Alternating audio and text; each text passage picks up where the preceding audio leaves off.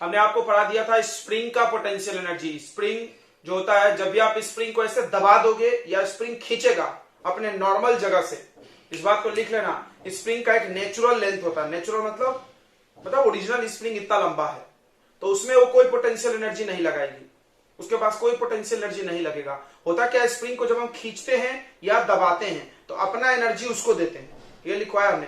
हम अपना energy spring को देते हैं तो स्प्रिंग के पास एनर्जी आ जाती है जिसको हम लोग पोटेंशियल एनर्जी बोलते हैं। तो इस बात को आप हिंदी में लिख सकते हैं अपने कॉपी में कि स्प्रिंग कब पोटेंशियल एनर्जी लगाएगा, जब स्प्रिंग अपने नेचुरल लेंथ से या तो लंबा हुआ हो या तो दबा हुआ हो। दो ही केस में स्प्रिंग पोटेंशियल एनर्जी लगाएगा, नहीं तो नहीं लगाएगा। स्प्रिंग का पोटेंशियल एनर्जी हमेशा प्लस माइनस में आता है, ये लिया जाता है, ठीक है। ओके, ये चीजें हमने आपको पढ़ाया था। उसके बाद हमें आपको पढ़ाना है इक्विलिब्रियम। चलिए तो चालू करते हैं। क्या हमने इक्विलिब्रियम का डेफिनेशन बताया था, बताइए बच्चों, क्या हमने इक्विलिब्रियम का तो इक्विलिब्रियम का अगर हम डेफिनेशन बता दिए तो हम आपको बताएंगे किसी भी ऑब्जेक्ट पर लगने वाले सारे फोर्सेस का वेक्टर सम अगर जीरो हो जाए तो उस कंडीशन को हम इक्विलिब्रियम बोलते हैं। इसका ये बिल्कुल मतलब नहीं है कि ऑब्जेक्ट पर फोर्स नहीं लग रहा है, ऑब्जेक्ट पर फोर्स लग रहा है, लेकिन सब फोर्स का जब हम सम करेंगे, वेक्टर सम, तो सब कैंसिल हो जाएंगे एक दूसरे से। वेक्टर में क्या प्रॉब्लम है कि एक इधर है तो प्लस मिलेंगे, इधर है तो माइनस मिलेंगे, तो कट जाता है, कट के टोटल फोर्स जीरो बन जाएगा। अगर फोर्स जीरो है तो फोर्स का फॉर्मूला होता है मास इनटू एक्सेलरेशन, देन पूरा एक्सेलरेशन भी पूरे सिस्टम का जीरो रहेगा। उसके दो कंडीशन बनाए जाते हैं कि एक्सेलरेशन जीरो का मतलब या तो वो रेस्ट में होगा या तो वो चल रहा है लेकिन यूनिफॉर्म वेलोसिटी से चल रहा होगा, एक समान वेलोसिटी से, उसका वेलोसिटी कम या ज्यादा नहीं हो सकता है, ठीक है। इक्विलिब्रियम बच्चों तीन प्रकार का होता है, ध्यान से देखेंगे, यहां से आगे बढ़ना था हम लोग को। देखिए, there are three types of equilibrium. पहला होता है स्टेबल इक्विलिब्रियम,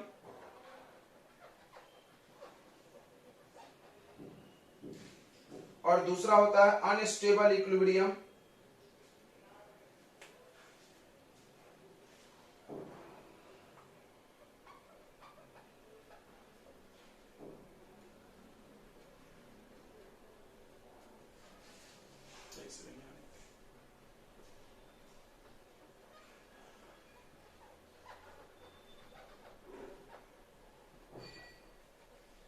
और तीसरा होता है बच्चों न्यूट्रल इक्विलिब्रियम।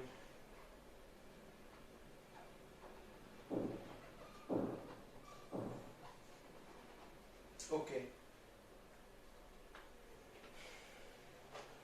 तो देखिए ध्यान से समझते हैं इसको हम लोग एक बार।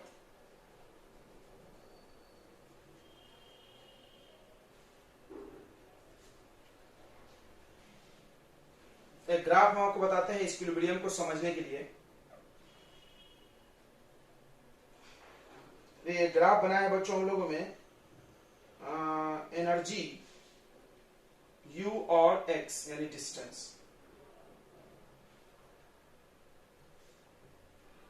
और u मतलब पोटेंशियल एनर्जी में। तो ग्राफ कुछ ऐसा आ रहा है, ऐसा है। अब देखिए, कोई भी ग्राफ में आपने पढ़ा होगा, किसी भी ग्राफ का जो स्लोप होता है बच्चों वो कैसे निकलता है, टेंजेंट। टेंजेंट बनाने से स्लोप निकलता है, ठीक है। मतलब ग्राफ अगर सीधा है तब तो ठीक है। स्लोप किसको बोलते हैं, एक्स एक्सिस के साथ एंगल, ऐसे इसको बोलते हैं। अगर सीधा लाइन है तब तो ठीक है। मान लो कोई लाइन ऐसे टेढ़ा हो, ऐसे हो या ऐसे हो, तो हम कैसे एंगल निकालेंगे, तो जिस जगह पर आपको ग्राफ का स्लोप चाहिए उस जगह पे आप वहां पे टेंजेंट बना दो, सीधा लाइन। टेंजेंट को मतलब सीधा लाइन के लिए हम टेंजेंट बना दिया, ऐसा समझो। मान लीजिए हमको यहाँ पर स्लोप चाहिए तो हम ऐसा टेंजेंट बना देंगे, ठीक है, और वो टेंजेंट का स्लोप देख लेंगे तो ग्राफ का स्लोप आ जाएगा, ठीक है बच्चों। इतनी बात समझता होगा आपको। तो थोड़ा सा हम लोग इसको समझते हैं, इस ग्राफ का स्लोप कितना आएगा, समझो बच्चों ध्यान से इसको। देखिए आपने पढ़ा था, क्या आपने इसको पढ़ा है क्या कहीं पे, देखिए तो d u equal to minus d डब्ल्यू सी। क्या आप इसको पढ़े हो, बताइए, क्या आप इसको जानते हैं, बिल्कुल जानते हैं, हमने आपको कल ही पढ़ाया है। क्या पढ़ाए थे, बताइए क्या पढ़ाए थे। हमने आपको पढ़ाया है change of potential energy, D U मतलब small change, change of potential energy equal to minus work done by all conservative forces.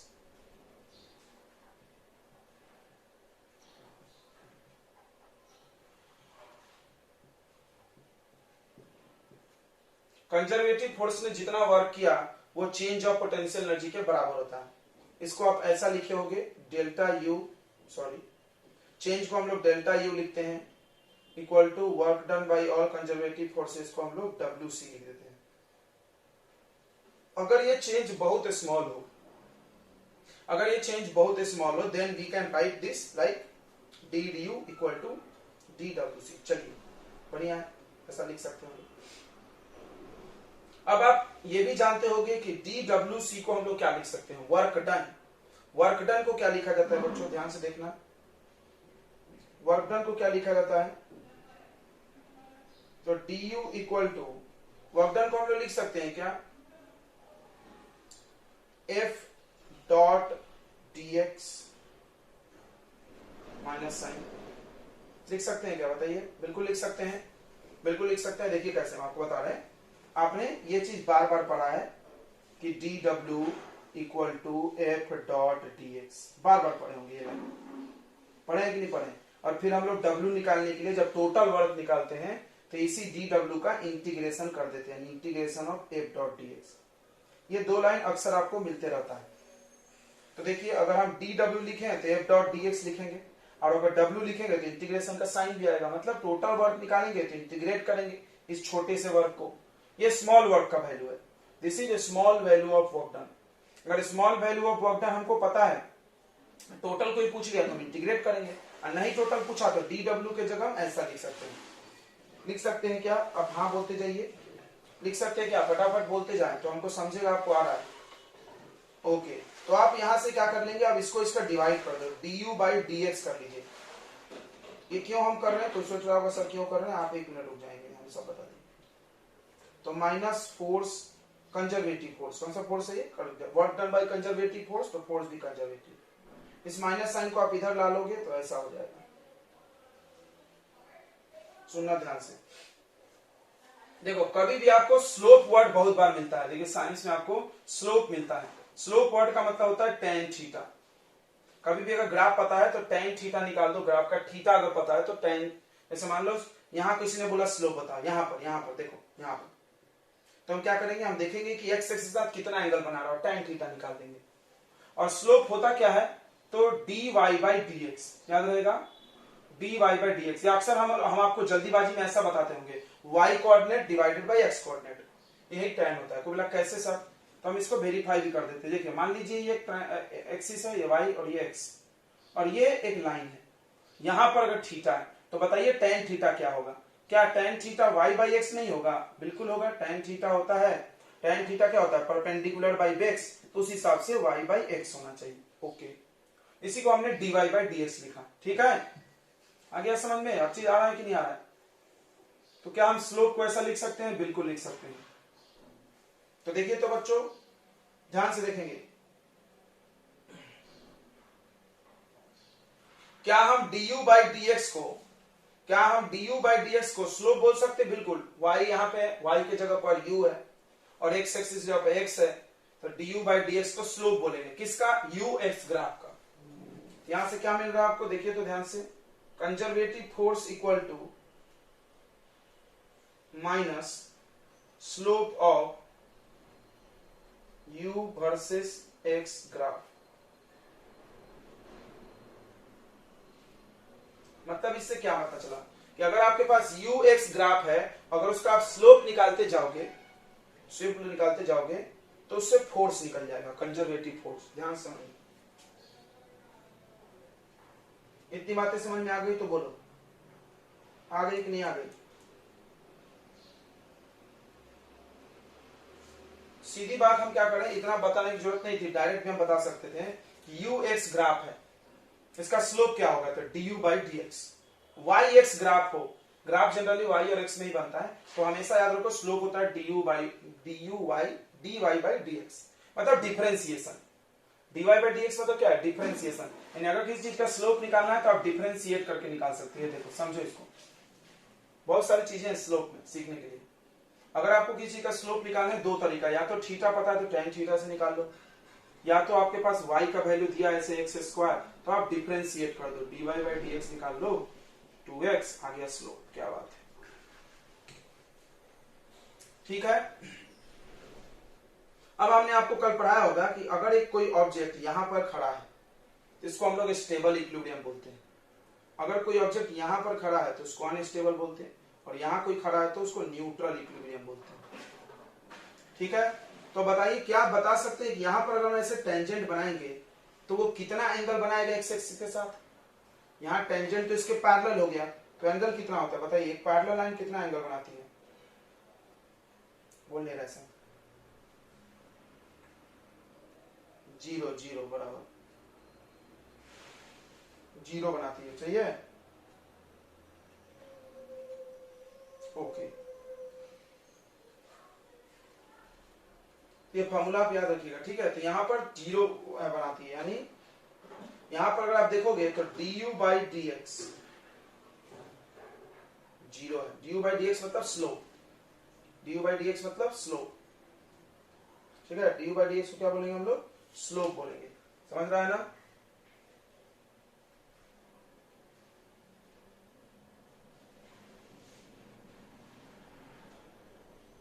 Slope of u versus x graph, u versus x graph का slope है। तो यहां पर slope 0 है। अब बताओ यहां पर भी तो स्लोप 0 है,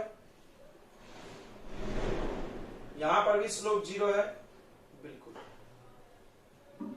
आपने देखा कि जब भी ऑब्जेक्ट इक्विलिब्रियम में रहेगा तो उसका स्लोप जो होगा पोटेंशियल और एक्स के ग्राफ का 0 भी रहेगा, ठीक है। तो क्या देखा आपने यहां पर कि in all three equilibriums, in all, अच्छा इस डायग्राम में यहां पर ये लिख देते हैं हम लोग कि in this graph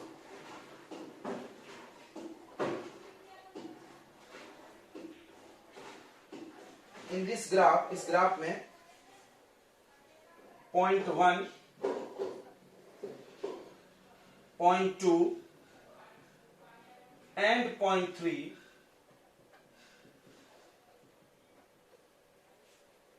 are equilibrium positions.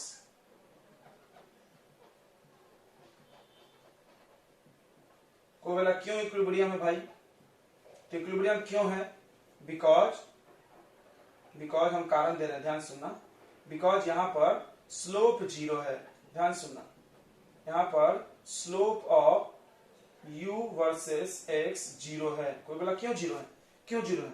क्यों 0 है? तो बताना थीटा 0 है, theta 0 degree, tan 0 degree 0। Okay sir. जब स्लोप 0 हो गया, ध्यान से देखना, जब स्लोप 0 हो गया तो फोर्स भी 0 हो गया। Oh, and f net is 0। कोई बोला क्यों क्यों क्यों? तो बताइए इसको, f net equal to minus of slope. दिख रहा है यहां पे? ये सब हमने फॉर्मूला निकाला, अब इसको हम यूज कर रहे हैं कि u वर्सेस x का slope du by d x होता है, ठीक है। तो एफ नेट 0 है, ठीक है। और इसको तुम ऐसे भी लिख सकते हो, du बाई डी एक्स भी 0 है। तो इक्विलिब्रियम का पहचान ये है, ये है, दोनों पहचान हो गया अभी आपके पास, ये भी हो गया, तीन पहचान। ग्राफ से स्लोप देखना है, फोर्स भी देख सकते हो, du बाई डी एक्स भी देख सकते हो, ठीक है। ओके, अब सुनना ध्यान से। पॉइंट 1 जो है, point 1 is called stable equilibrium.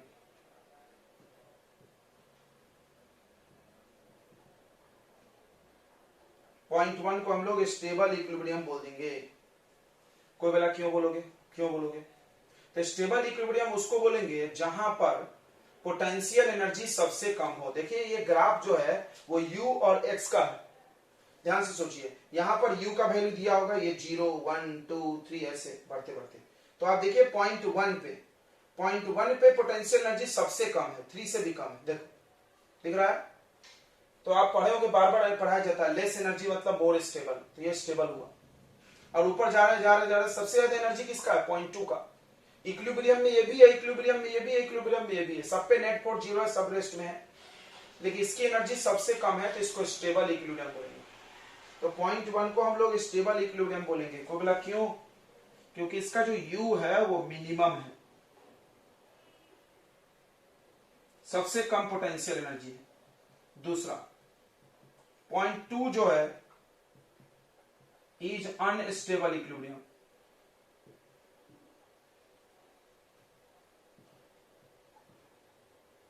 Point 2 को हम लोग अनस्टेबल इक्विलिब्रियम बोलेंगे। क्यों बोलेंगे अनस्टेबल? तुम पढ़े होगे एनर्जी ज्यादा तो स्टेबिलिटी खराब रहती है, तो इसकी एनर्जी सबसे ज्यादा है, तो इसका U मैक्सिमम है। और पॉइंट 3 को हम लोग न्यूट्रल बोल रहे हैं।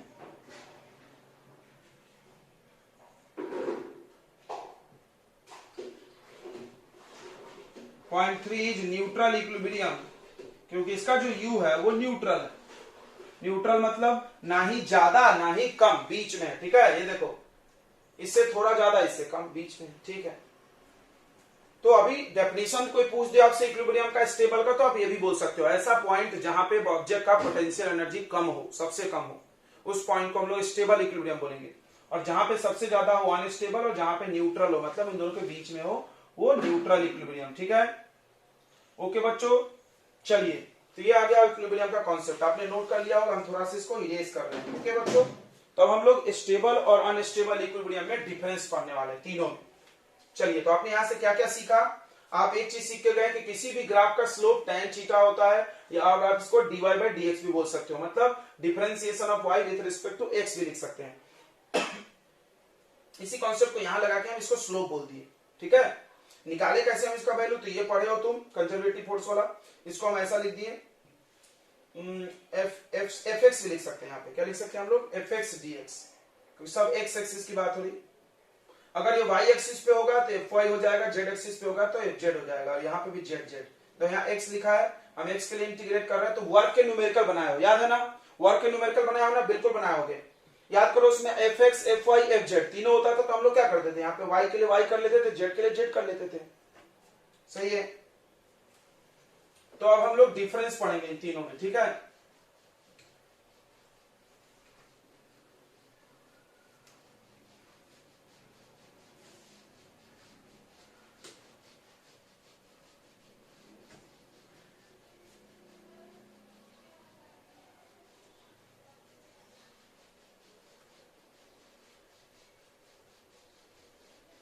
चलो बच्चों, बताएंगे, क्लियर दिख रहा है? समझ में आ रहा है, नहीं आ रहा है? क्लियर दिख रहा है क्या? समझ में आ रहा है?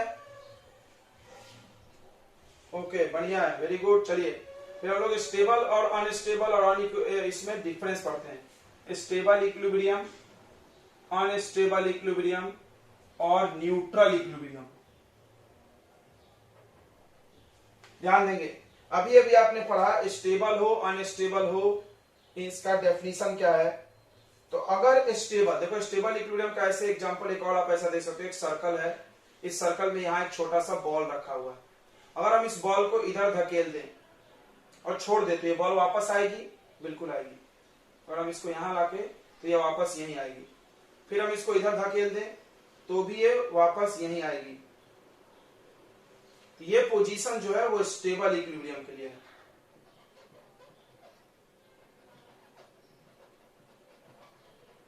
तो इससे डेफिनेशन कोई बताता है स्टेबल इक्विलिब्रियम का। स्टेबल इक्विलिब्रियम क्या है? एक ऐसा पोजीशन जहां से और ऑब्जेक्ट को हम स्लाइटली डिस्प्लेस कर दे तो ऑब्जेक्ट वापस वही रिटर्न बैक हो जाए, ठीक है। ध्यान से सुनेंगे, the position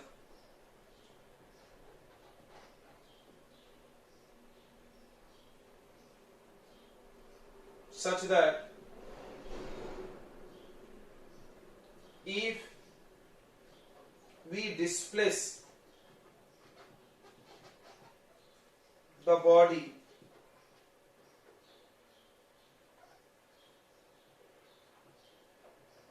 slightly, then body return back to that position.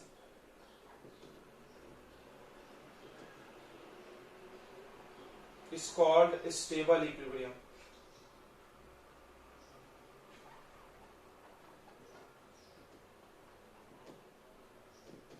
ठीक है, ऐसा पोजीशन जिससे अगर हम ऑब्जेक्ट को डिस्प्लेस कर भी दें तो वापस उसी जगह पर आ जाए फिर से। चलिए, अनस्टेबल इक्विलिब्रियम क्या होगा? तो ये बॉल है, इस पे यहां एक बॉडी को रख दो, अगर यहां से गिरा तो ये वापस नहीं आएगा, गया। देखो, एनर्जी कम, एनर्जी ज्यादा। जब आप जमीन पे खड़े हो तो आपकी एनर्जी कम है, जब आसमान में होते तो बड़ा एनर्जी रहता है, आपको लगता है बहुत एनर्जी में आप। तो वहीं पे है, सेम डेफिनेशन आप लिख लोगे यहां पर। रिटर्न बैक की जगह क्या लिख लोगे? क्या लिख लोगे? Body will not return back to its position. Same copy कर लें आप, body will not return back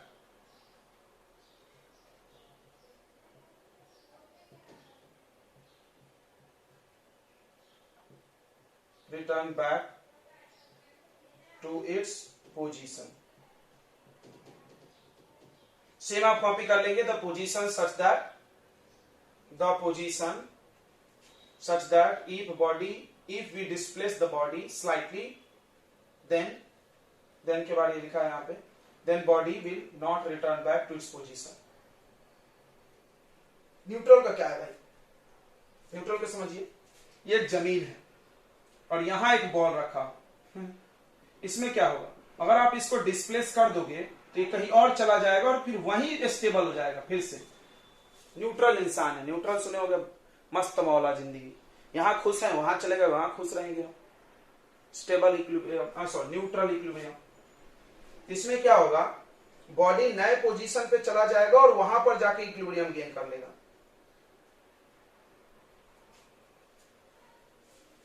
तो देखो क्या बोल रहा है,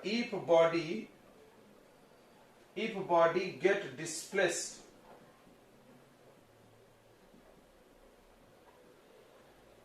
then it get equilibrium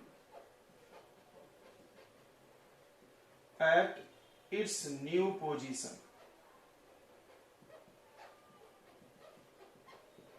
body नया पोजीशन पे भी इक्विलिब्रियम बना लेगा। ठीक है बच्चों, हो गया? नोट कर लिया आपने? ये मिटा दे पॉइंट, फर्स्ट पॉइंट। तो ये स्टेबल, अनस्टेबल और न्यूट्रल इक्विलिब्रियम हो गया। ठीक है, चलिए दूसरा पॉइंट हम लोग लिखने के लिए जगह चाहिए हमको, इसलिए हम इसको मिटा दें। बाकी पॉइंट्स छोटे छोटे हैं। ये डेफिनेशन जिसको आप बोल सकते हो वो थोड़ा बड़ा है। देखिए, और हम लोग क्या क्या पढ़े इनके बारे में कि कैसा भी इक्विलिब्रियम हो, नेट फोर्स कितना होता है इन पे बताइए। इक्विलिब्रियम कैसा भी हो, चाहे अनस्टेबल हो, अनस्टेबल हो, कुछ भी हो, नेट फोर्स कितना होता है? जल्दी जल्दी बताइए। नेट फोर्स 0 होता है। Good, very good. Net force 0 होता है, तो आप तीनों में 0 लिख लीजिए। Net force 0, net force 0। कैसा भी इक्विलिब्रियम हो बच्चों, स्टेबल हो, अनस्टेबल हो, इक्विलिब्रियम शब्द लगा है तो नेट फोर्स 0 लेंगे हम लोग। ठीक है, नेट फोर्स 0 के बाद आपने अभी पढ़ा था कि स्लोप, आपने अभी देखा, ग्राफ हम बना के दिखाए थे, slope of u versus x graph, चाहे स्टेबल था चाहे अनस्टेबल था, सबका पैरेलल लाइन बना था। स्लोप कितना आया था? 0। इसमें भी स्लोप कितना आया था? 0। u versus x graph slope, u versus x graph slope 0। यहां भी u versus x graph slope 0। Okay, ये दोनों पॉइंट एकदम कॉमन है।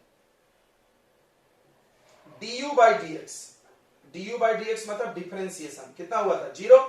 स्लोप को ही बोलते थे ना du by dx। du by dx किसको बोलते थे? स्लोप को। du बाई dx किसको बोलते थे? स्लोप को बोलते थे बच्चों। du by dx, du by dy सब 0। अगला एक बड़ा इंपॉर्टेंट है, बहुत इंपॉर्टेंट, ध्यान से सुनिए। क्या आपने मेरा डिफरेंशिएशन का लेक्चर देखा है? बिल्कुल देखा होगा, और बेसिक मैथ्स का। अगर आप नहीं देखे हो तो अगली चीज जो हम बताएंगे उसको जाके देखना। हमने आपको वहां पे पढ़ाया था मैक्सिमा मिनिमा। हमने आपको वहां पढ़ाया मैक्सिमा मिनिमा। किसी को याद है तो बोल दो, बहुत मेरे को खुशी लगेगा कि हमने कुछ काम किया आपके लिए। मैक्सिमा मिनिमा कैसे पता चलता है? कोई जानता है? हमको कैसे पता चलेगा कोई भी चीज ज्यादा कहां है, कम कहां है? कोई जानता है? कोई भी? किसी को याद नहीं? चलो, तो लगता है सबको रिवीजन करना पड़ेगा। चलिए, तो किसी भी चीज का अब आपको हम बताए थे स्टेबल इक्विलिब्रियम पे। देखिए, स्टेबल इक्विलिब्रियम पे आपको बताया गया है कि जो पोटेंशियल एनर्जी होगा वो मिनिमम होता है। पढ़े हो? और यहाँ पर पोटेंशियल एनर्जी क्या होता है, मैक्सिमम, और यहाँ पे पोटेंशियल एनर्जी क्या होता है,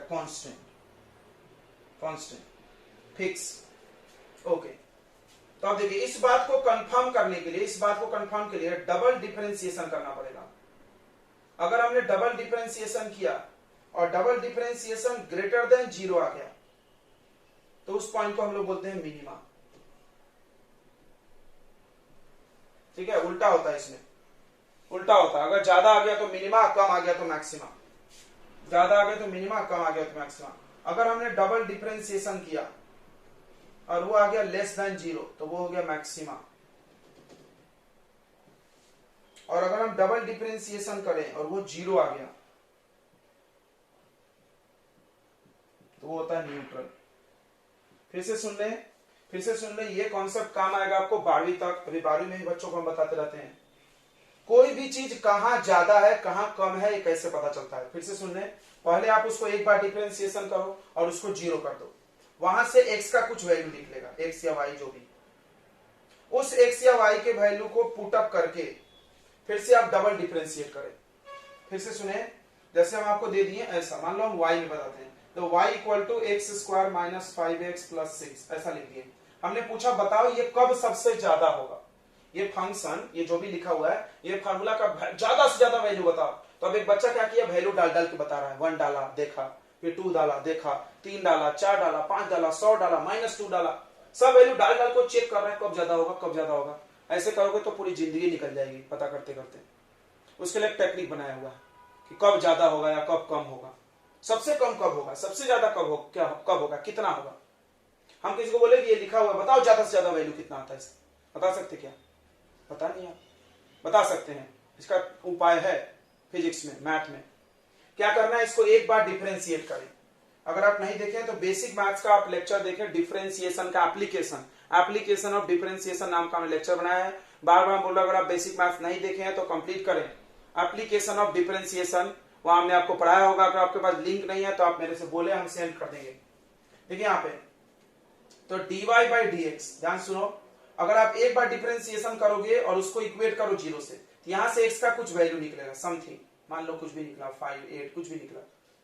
फिर आप ये तो वैल्यू निकल गया, अभी यहां क्या है ये नहीं पता, मैक्सिमम है कि मिनिमम ये नहीं पता, 0 हो गया वहां पे स्लोप। अब क्या करो, आप इसको दूसरी बार फिर डिफरेंशिएट करो।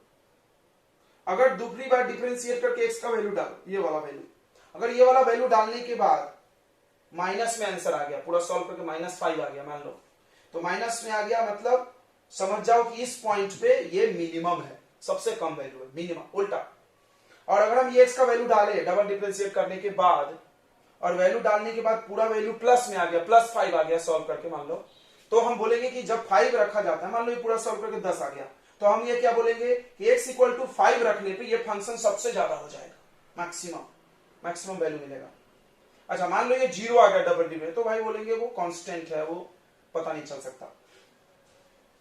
तो ऐसे पता किया जाता है मैक्सिमम और मिनिमम। तो अभी आपको हम क्वेश्चंस देंगे तो उसमें यही कॉन्सेप्ट यूज होगा। देखिए आप इतना अंडरलाइन कर लीजिए, इतना कि कैसे पता चलेगा कि कोई स्टेबल इक्विलिब्रियम पे है। तो आपको एक बार डिफरेंशिएट करना है, वहां 0 करना है, वहां से x का वैल्यू निकालना है, फिर डबल डिफरेंशिएट करना है, उस x के वैल्यू को पुट करना है। अगर वैल्यू पुट करने के बाद पूरा ग्रेटर देन 0 आ गया तो बोलेंगे हम उस जगह पे मिनिमम एनर्जी है, उस जगह पे एनर्जी क्या है, मिनिमम एनर्जी को हम लोग स्टेबल इक्विलिब्रियम बोलते हैं। Okay, very good. ठीक है, यहां देखिए, अगर आपको कुछ हम क्वेश्चन दे दें और बोले कि पता करो कि कौन सा इक्विलिब्रियम है यहाँ पे वस्तु, डायग्राम तो हर बार बनाया हुआ मिलेगा नहीं ना।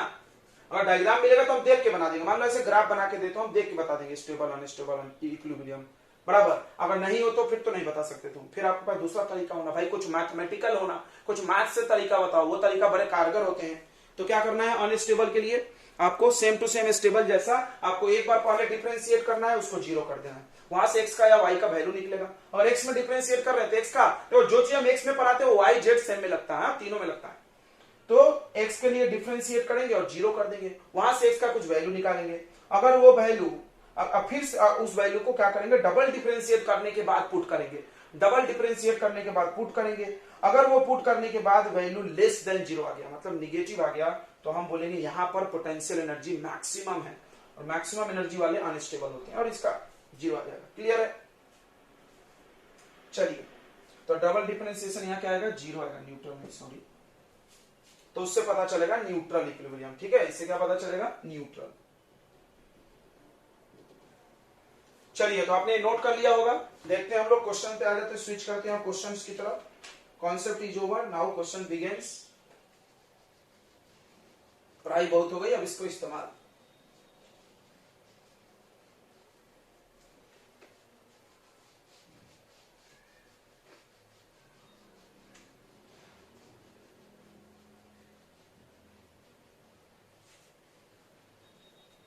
तो बच्चों 8 बजे की क्लास जो आपको है, अभी हम लोग कुछ दिन बंद कर रहे हैं, 10 दिन तक। क्यों नहीं पूछोगे? तुम लोग हर चीज के लिए कारण पूछना चाहिए। इंसान वो बोलते हैं ना, थिंकिंग बीइंग है, थिंकिंग बीइंग, इसलिए इसके नाम में ह्यूमन बीइंग लिखा हुआ है। सोचने पढ़ाने, सोचते हो तो पूछो, सवाल पूछने की आदत डालें। क्यों पूछे? क्यों तो तुमने पूछा नहीं, फिर भी बता दें हम, क्योंकि 12वीं वालों का हम लोग बैच उस टाइम पे शिफ्ट कर रहे हैं। मतलब 12वीं के डबल बैच हो रही है, एक सुबह में भी थी, एक शाम में भी थी, क्योंकि 12वीं थोड़ा 11वीं से ज्यादा तवज्जो दी जाती है। आपके पास टाइम है, उनके पास थोड़ा कम है। उनका जनवरी अटेम्प्ट आ रहा है JEE मेंस का, तो उस हिसाब से अक्टूबर खत्म है, नवंबर एक हाथ में, दिसंबर, जनवरी में पेपर है। तो हम लोग थोड़ा रिवीजन करेंगे, प्लस कोर्स भी एक्सेलरेट करना है वहां पे। तो सुबह में उनको हम लोग केमिस्ट्री कर दिए 2 घंटे के लिए, शाम में फिजिक्स कर दिए, तो ऐसा अच्छा रहेगा उनके लिए। ठीक है, तो उनके लिए आप थोड़ा सा कुर्बानी देंगे, सेक्रीफाइस। इधर ध्यान दें, आपके लिए भी कोई अगले साल देगा। तो देखिए, पहला क्वेश्चन है कि u equal to x square लिखा हुआ है -8x। देखो ऐसा लिखा हुआ है, ठीक है। Find position of equilibrium and type of equilibrium. देखो क्वेश्चन क्या बोल रहा है, फाइंड पोजीशन ऑफ इक्विलिब्रियम, मतलब कहां है इक्विलिब्रियम, x इक्वल टू कितने पे, and type of equilibrium.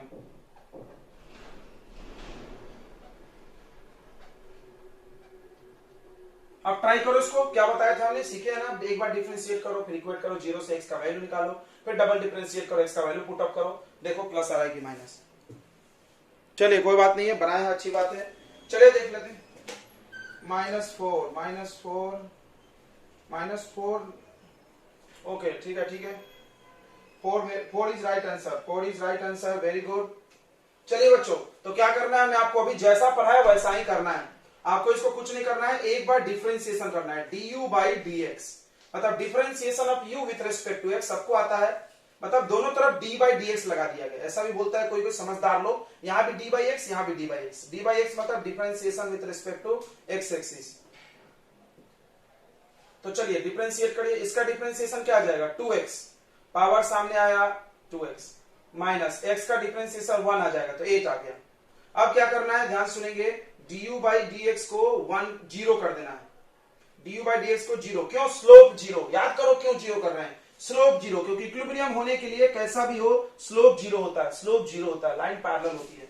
Okay, तो स्लोप को 0 किया जाता है, तो आप करिए 0, ये है स्लोप का वैल्यू।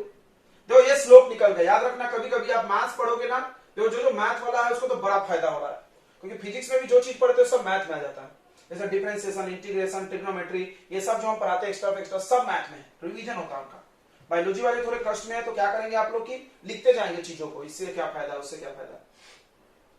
तो देखिए du by dx को स्लोप बोलते हैं, यानी स्लोप है ना, इतना आ गया आपका, ठीक है।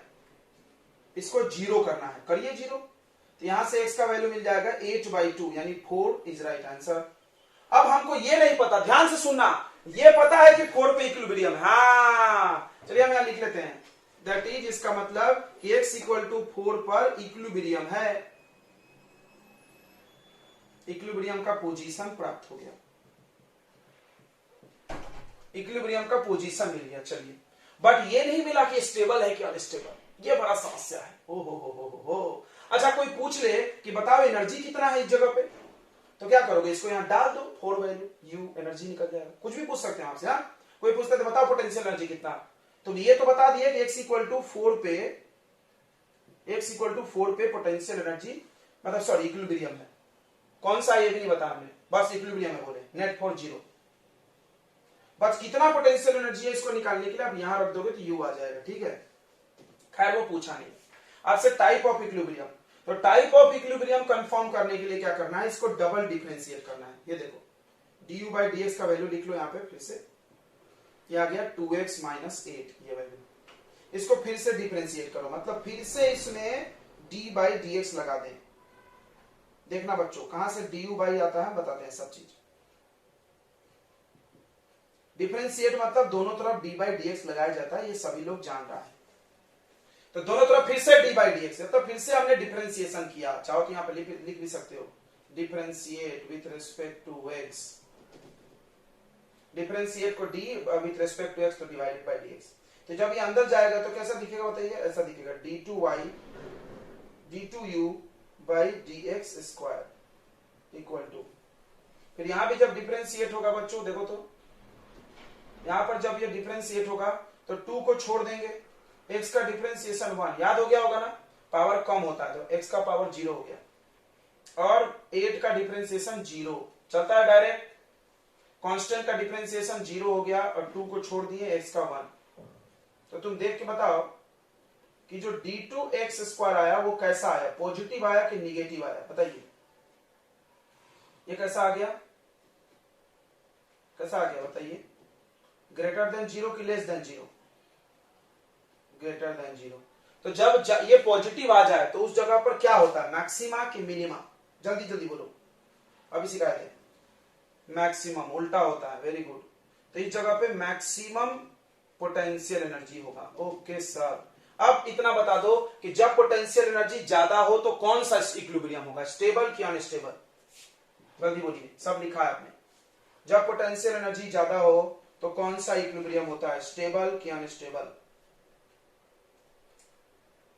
कौन सा इक्विलिब्रियम होता है, अनस्टेबल। अनस्टेबल तो हमको पता चल गया x इक्वल टू 4 पे अनस्टेबल इक्विलिब्रियम है। तो इस तरह से सवाल इसके बनाए जाते हैं, ठीक है बच्चों। चलिए तो अगला क्वेश्चन हम देते हैं, आप कर दीजिए फटाफट। कभी कभी x के 2 वैल्यू आ सकते हैं, कभी कभी x के 2 वैल्यू आएंगे तो आप दोनों वैल्यू पे चेक करना। अच्छा यहाँ पर x का वैल्यू रखने की जगह ही नहीं आई, हमने बोला था कि x के वैल्यू को पुट करना, तो कोई दिक्कत नहीं, नहीं आया तो नहीं आया। मान लो डिफरेंशिएट करने के बाद 2x आता तो हम x रखते, रख के बताते कि प्लस में आया कि माइनस में, ठीक है। नहीं आया तो नहीं आया, कोई दिक्कत नहीं, आएगा तो रखेंगे, नहीं आएगा नहीं रखें। भाई ये वैल्यू हमको चेक करना है कि प्लस आ रहा है कि माइनस। चलिए दूसरा करो। हाँ क्या बोल रहे हैं,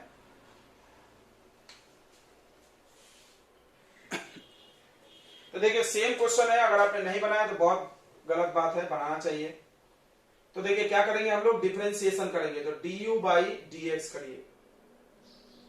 तो देखिए इसका डिफरेंशिएशन तो सबको अब आ गया, डायरेक्ट करते हैं। देखिए 12 को छोड़ दिया जाता है, x का डिफरेंशिएशन 1 हो जाता है, याद हो गया होगा ना, x का डिफरेंशिएशन 1 बार बार आ रहा है। पावर 3 है तो 3 सामने आ जाएगा और पावर हो जाएगा 2। अब क्या करना है, इसको करना है 0 से इक्वेट, जो भी आया डिफरेंशिएशन उसको करना है इक्वल टू 0, ध्यान रखो। अब 0 करें उधर ले जाइए, 12 इक्वल टू आ गया 3x स्क्वायर। तो x स्क्वायर का वैल्यू आ गया बच्चों 12/3, सही किया ना अपन, यानी 4। तो x का वैल्यू कितना आ रहा है, कैसे भाई, x का वैल्यू आ रहा है √4। √4 मतलब प्लस माइनस 2। अब यहाँ पर 2 पोजीशन, एक x इक्वल टू 2 है और एक x इक्वल टू -2 है बच्चों, है ना, 2 बिल्कुल। बचपन में पढ़ोगे रूट में प्लस माइनस में आ रहा था, ठीक है।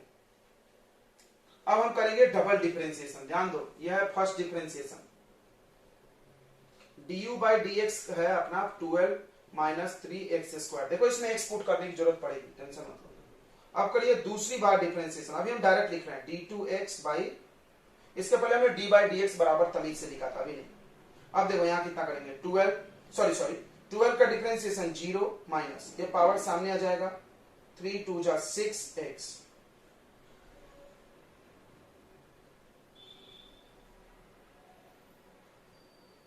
ये आ गया -6x। देखो क्या आप ये पॉजिटिव निगेटिव बता दोगे, नहीं, पागल हो गया, अभी मत बताओ, बिना एक्सपोर्ट करे मत बताओ।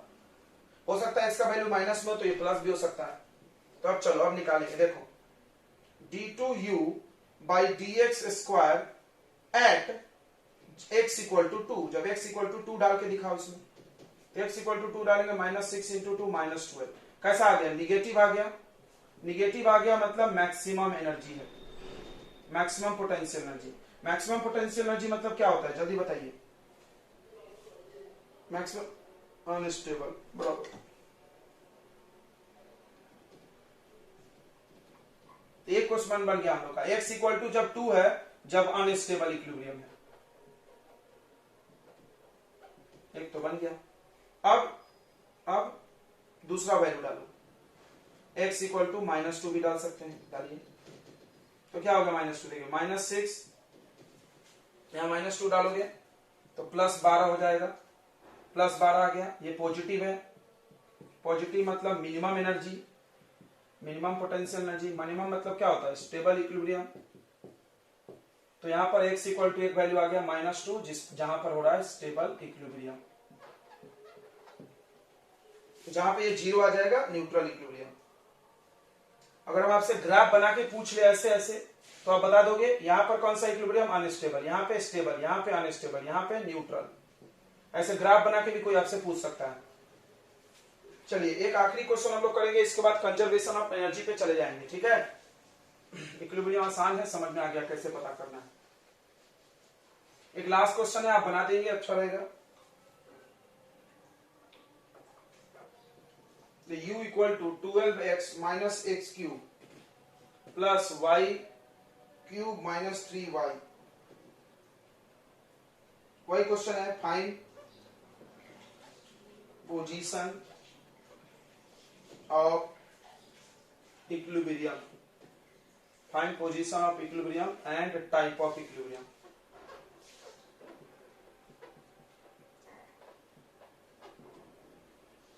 चलिए कर दीजिए जल्दी से आप इसको।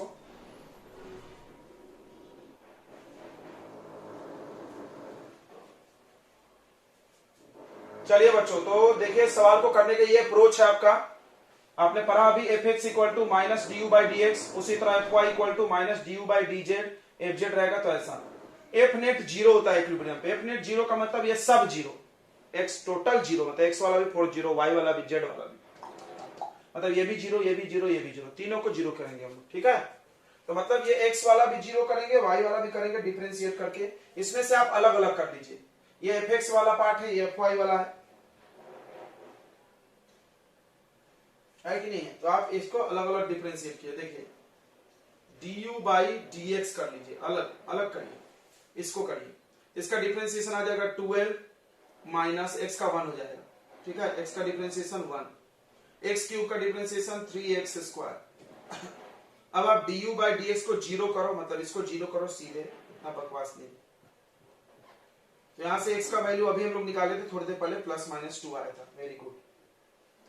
फिर आप इसको भी 0 करें, du बाई dy निकाल लें यहां से, तो ये पावर सामने आएगा 3y माइनस 3 इंटू 1, ये भी इक्वल टू 0 करना होता है, यानी 3y इक्वल टू 3, तो y equal to, sorry square होगा, y स्क्वायर इक्वल टू 1, तो y इक्वल टू +-1।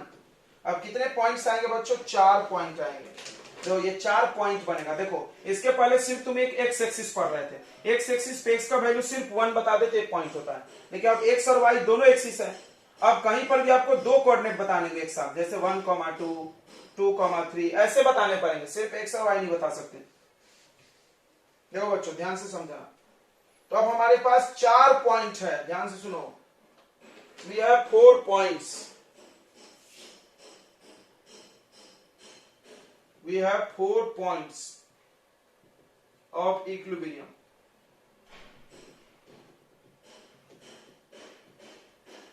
तो ये 4 पॉइंट है, कौन कौन है ध्यान से देखना, एक +2 और +1, एक +2 -1, समझ गया होगा, एक -2 1 और एक होगा -2 -1, ठीक है बच्चों।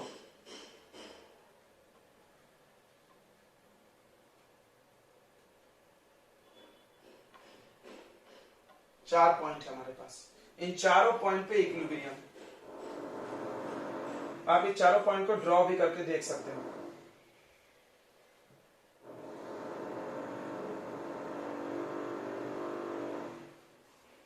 ठीक है, चारों पॉइंट को आप ड्रॉ करके देख सकते हो, ध्यान से देखेंगे।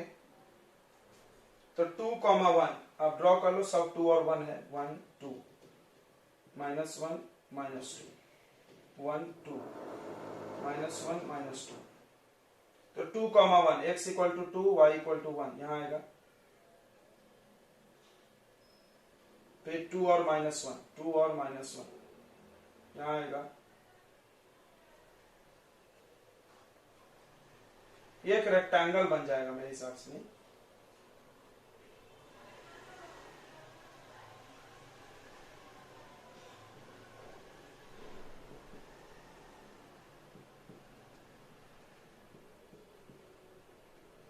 चार पॉइंट हो गया, नाम लिख दो A B C D, A B C D. चलिए अब क्या करो, आप एक एक पॉइंट पकड़ लो और ध्यान से देखो, इधर ध्यान दो बच्चों।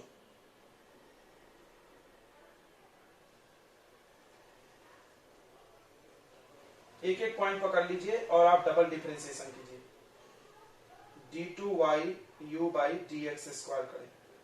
इसका समझ रहा है किसका करना है? du/dx कितना आया था बताइए? 12 - 3x²। इसका डबल डिफरेंशिएशन करिए, ये आ जाएगा 0 हो जाएगा ये, और 3 2 जा -6x, -6x।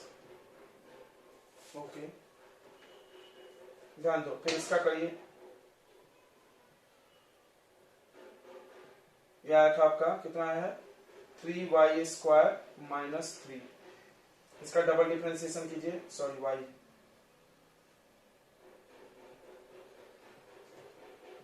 यह आ जाएगा 3 2 जा 6y। अब आप एक एक पॉइंट पुट करके टोटल पोटेंशियल एनर्जी निकालना। देख लो, टोटल पोटेंशियल एनर्जी x और y वाला प्लस करके होगा। चलिए तो एट पॉइंट ए 2,1 ध्यान दो, जब ये वैल्यू आप 2 रखोगे यहां पर तो 6 2 जा 12 -12 आएगा, और 1 रखोगे तो 6 1 जा 6। कैसा है total potential energy? Negative. Total potential energy negative, negative मतलब मिनिमा नहीं मैक्सिमा, मैक्सिमा मतलब स्टेबल इक्विलिब्रियम। तो यहाँ कौन सा इक्विलिब्रियम है? स्टेबल। समझ गया कैसे चेक करना है? कर लीजिए वैसे आप। देखिए तो कंजर्वेशन ऑफ एनर्जी क्या है, तो आप स्टेटमेंट तो बड़ा अच्छे से वाकिफ होंगे स्टेटमेंट से। Energy can neither be created not destroyed, it can changes one form to another form. जो भी नहीं जानता ये डायलॉग लिख ले, ये डायलॉग हम लिखने वाले नहीं है, क्योंकि और जी बच्चा बच्चा जानता है, 9 से ही चालू हो जाता है डायलॉग। एनर्जी को ना बनाया जा सकता ना मिटाया जा सकता है, इसके बस रूप बदले जा सकते हैं। ठीक है, तो ध्यान से सुनेंगे हम लोग, इसका कनेक्शन जोड़ते हैं। देखिए बच्चों ध्यान से, आपने पढ़ा है वर्क एनर्जी थ्योरम। कोई बच्चा है जो बताएगा वर्क एनर्जी थ्योरम क्या था? जल्दी से बताइए, वर्क एनर्जी थ्योरम क्या पढ़े थे? वर्क डन बाई, जल्दी नहीं बोलना है सर, बोलो वर्क डन बाई क्या था?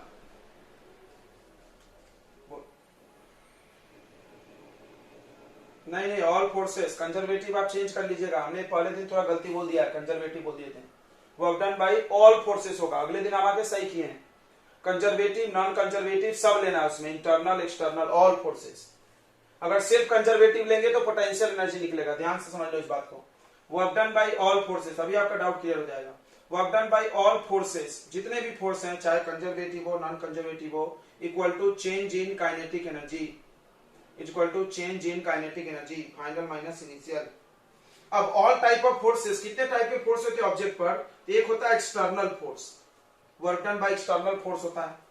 दूसरा होता है वर्क डन बाई आपको कंजर्वेटिव फोर्स, ध्यान सुन लो। उसके बाद होता है तीसरा आपको work done by non conservative force, friction force. ये तीनों फोर्स के द्वारा किया गया वर्क डन मिला करके चेंज इन काइनेटिक एनर्जी होता है। इसमें से सिर्फ इसको अलग पढ़ाया जाता है, कंजर्वेटिव फोर्स के द्वारा किया गया work done change in potential energy भी होता है।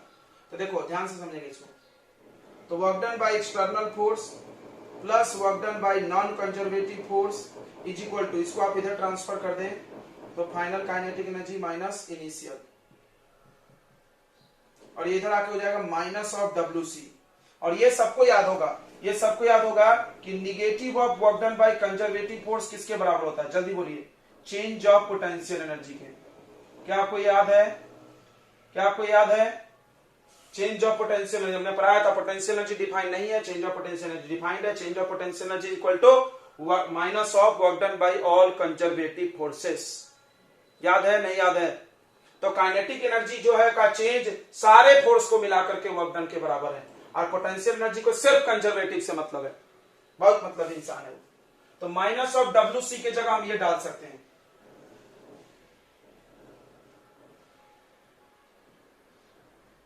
ध्यान से देख लो, माइनस ऑफ WC के जगह हम लोग क्या डाल सकते हैं? ये माइनस हटा दो पूरा, क्या आएगा? Work U final minus U initial. ये समझ में आ गया तो जल्दी बताइए। ये समझ में आ गया बच्चों? जल्दी बोलो हाँ ना, जल्दी हाँ ना बोलो। आया नहीं आया ये समझ में? ओके, तो बस इसको थोड़ा सा हम लोग एडजस्ट करेंगे। फाइनल को साथ में लिख लेते हैं, इनिशियल को साथ में। तो work done by external force plus work done by non conservative force मतलब फ्रिक्शनल फोर्स, इसको फाइनल में लिख लो, KF plus UF final kinetic energy plus final potential energy. ये का माइनस माइनस कॉमन, और क्या बचेगा? KI plus UI। This is conservation of energy, ध्यान से सुन लो, this is conservation of energy. मतलब कि बाहरी फोर्स ने जितना काम किया, अंदर के नॉन कंजर्वेटिव फोर्स ने जितना काम किया, ये टोटल काम की एनर्जी बनाए। एनर्जी क्रिएट डिस्ट्रॉय नहीं हुआ। वो एनर्जी किस रूप में दिख रही? काइनेटिक एनर्जी नहीं तो पोटेंशियल एनर्जी के रूप में दिखेगी आपको वस्तु पे। अब सुनो, अब इसमें एक स्पेशल केस पढ़ाया जाता है। इसी का स्पेशल केस आपको बचपन में पढ़ाया गया बच्चों, ठीक है, ये मिटा दें।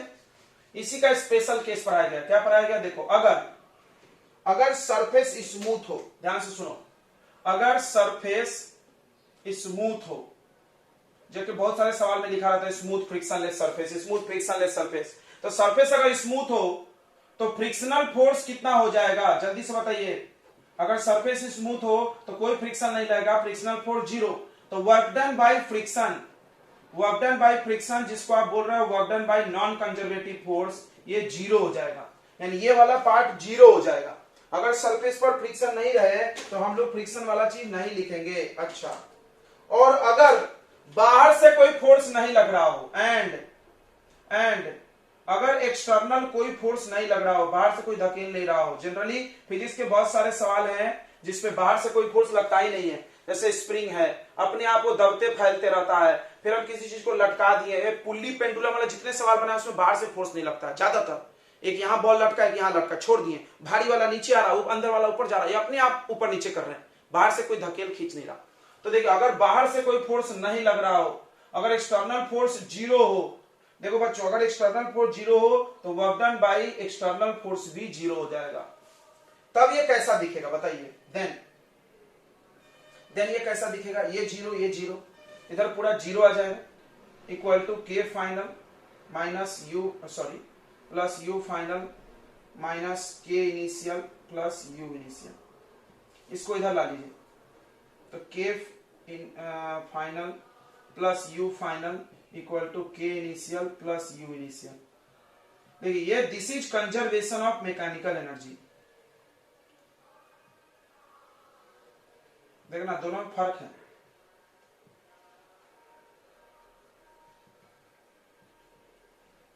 Mechanical energy conserve, mechanical energy आपको पढ़ाया हमने। What is mechanical energy? Mechanical energy दो एनर्जी का सम होता है, kinetic energy plus potential energy. तो तुम देखो, यहां पर सिर्फ 2 ही एनर्जी की बात की गई है कंजर्व में, सिर्फ काइनेटिक और पोटेंशियल की। बट ये फॉर्मूला कब वैलिड है? आप यहां नोट लिखो, डबल स्टार मार के, दिस फॉर्मूला इज वैलिड। देखिए, यहां पर मैकेनिकल एनर्जी की बात की, आप चाहो तो इसको और लिख सकते हो। इसको हम क्या लिख सकते हैं? Final mechanical energy.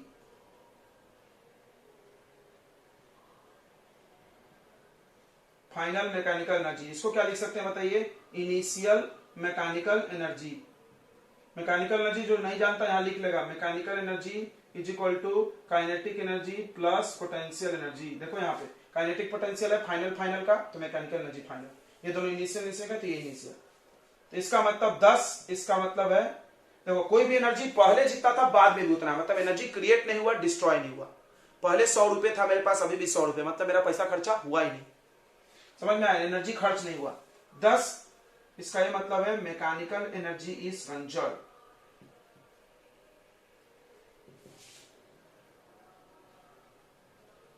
ठीक है, अब डबल स्टार मार के इस फॉर्मूले में लिखना है कि ये फॉर्मूला तभी वैलिड है जब बाहर से कोई फोर्स नहीं लगे। तो दो फार्मूले आपने पढ़ा बच्चों, दो फार्मूले आप कंजर्वेशन ऑफ एनर्जी के पढ़े हैं, दो फार्मूले, एक नहीं, दो फार्मूले हमने आपको पढ़ा है। एक फार्मूला हम पढ़ा है work done by external force plus work done by non conservative force equal to K final plus U final minus K initial plus U initial. ये फॉर्मूला ऑलवेज वैलिड है, ये formula always valid, always valid. मतलब ये दोनों बार बार zero हो जाएगा, zero भी अगर कोई क्वेश्चन में ये फॉर्मूला सब पे लगा सकते हो, अगर इसकी बात नहीं किया तो ये जीरो रख दो तो ऐसा आ जाएगा, वही चीज उसी से तो निकला है। ये ऑलवेज वैलिड है, याद रखना। नॉन कंजर्वेटिव फोर्स में भी ये लग जाएगा, लेकिन अगर कोई क्वेश्चन में सिर्फ आपको बाहर से कोई फोर्स नहीं लग रहा और सारे फोर्स नॉन कंजर्वेटिव कोई फोर्स हो ही नहीं, जीरो हो जाए, तो आप ये लगा सकते हो K final plus U final equal to K initial plus U initial. ये है कंजर्वेशन ऑफ मैकेनिकल एनर्जी। यहां पे नोट लिखो, this formula is valid, this formula is valid